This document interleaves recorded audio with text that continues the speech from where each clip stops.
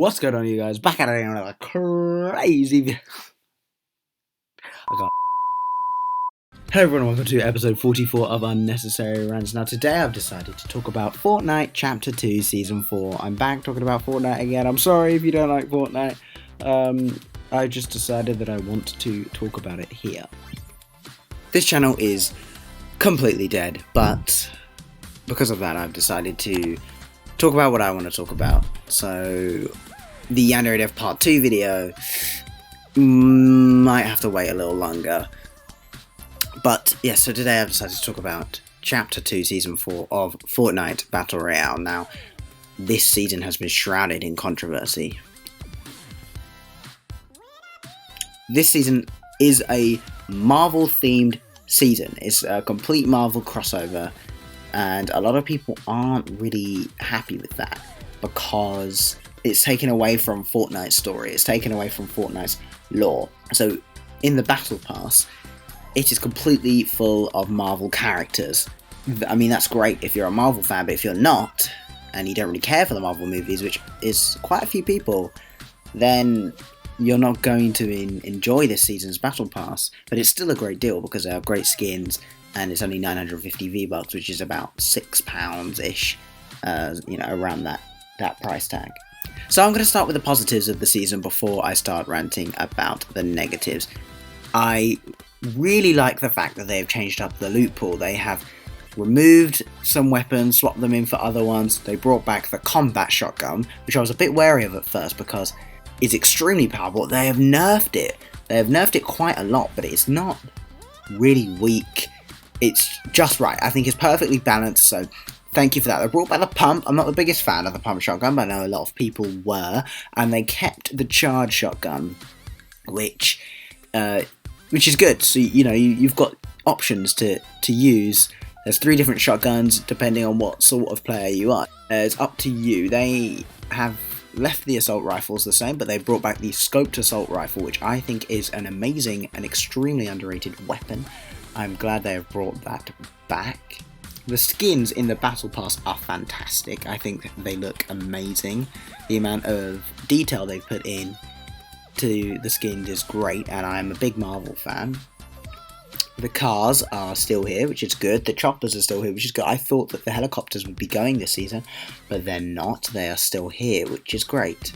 The new Stark Industries energy rifle is fantastic. I really like it. The shockwave grenades are back, which are great for bouncing around the map. The revolver, one of the most underrated weapons in Fortnite history, is also back. So it's a lot of weapons in the loot pool to play with. Very good. The Portafort is back, something that I think less experienced players can benefit off because it lets them just get the high ground straight away with the Portafort. It's fun to use. It's an item that you can pop in the heat of a battle to get some instant high ground.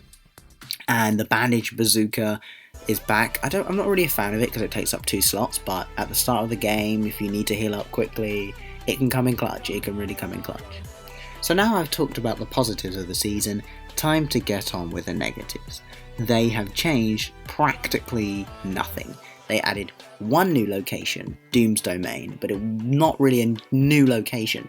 It's Pleasant Park, but with a statue in the middle and a castle. It's not really a castle, it's more of a fortress for Dr. Doom to sit in, and they reopened the football pitch underneath it like in Season 2, and they've added a vault there. That's pretty much it. They've added some giant sentinel robots in the middle of the map, and they've dropped the walls around the authority, and nothing else. They did remove some locations like Rickety Rig and half of the Flotilla and Deadpool's yacht have all been removed from the map. But other than that, they haven't added anything. The grotto is still sealed away, and that's it. Nothing else is different, which was disappointing because on the first day of the season, it is quite exciting to have everyone landing in the new locations, but we didn't really get that this season, which was a bit disappointing. So I wasn't really happy with that.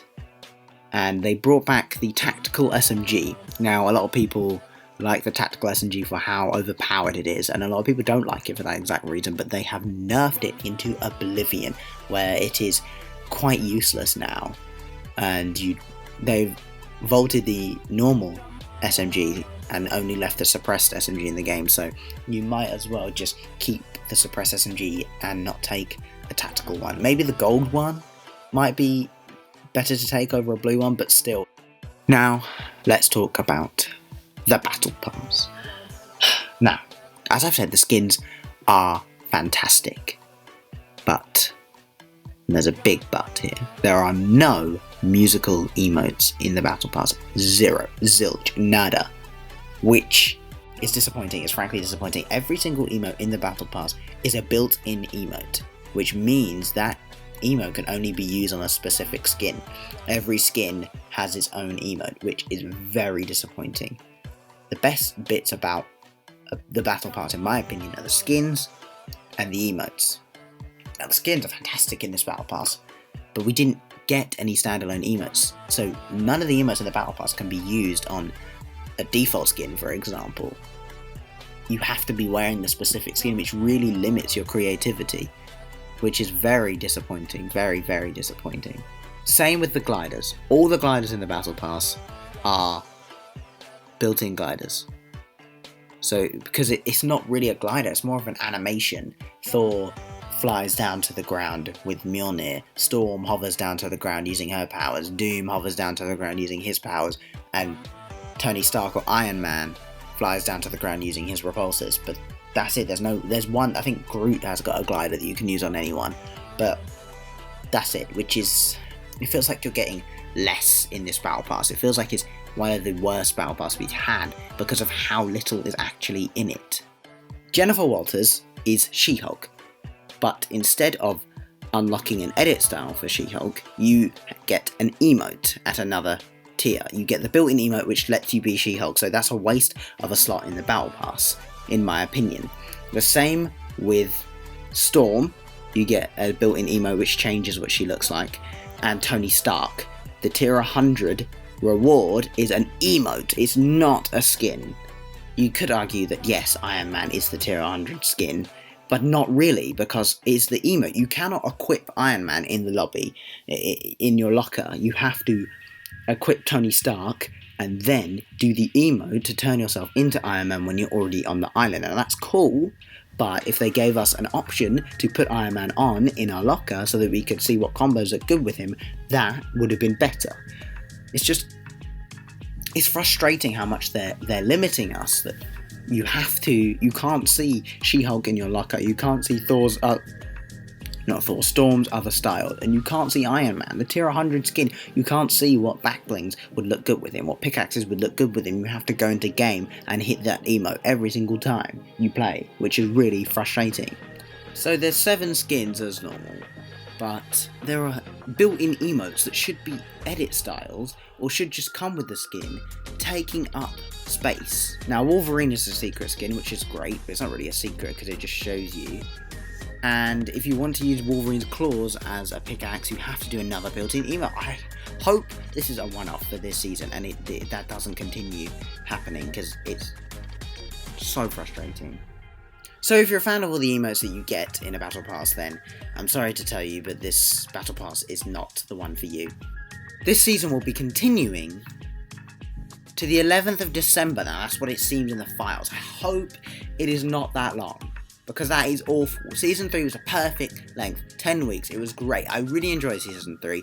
It was fresh, it had an amazing Battle Pass, great emotes, great skins, we got a lot of content, we got cars, you know.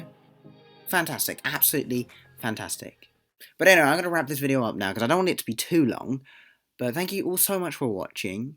If you'd like to, hit subscribe. You don't have to, but it would be nice. Thank you all so much for watching, and hopefully I'll see you in the next one. Goodbye.